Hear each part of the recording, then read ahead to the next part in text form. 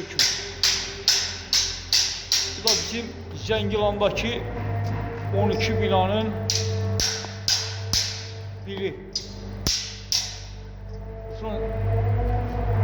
Ruslan kardeşimiz, el-ele Ruslan sen de düşürsən.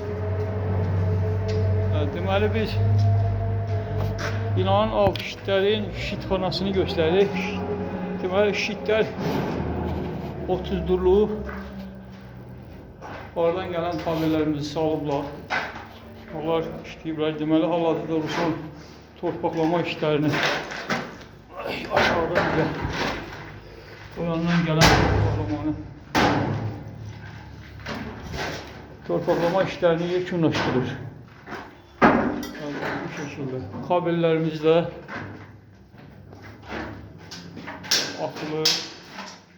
Şimdi çekördə baxıb biz də kabellərimizi araşdıracaq. Bu da bizim Nəsib qardaşımız. Nəsib nətərdir bəzi?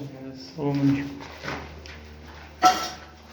İşin şitxananın montaj zamanı görünüşü. İnşallah montaj qutarandan sonra bu zirzəmi hissəsidir binanın. Hem de burada garaj olacaq da. Bu hissədə biz yekunlaşdırandan sonra buranı da göstərəcəyik. Hal-hazırda montaj işləri gedir.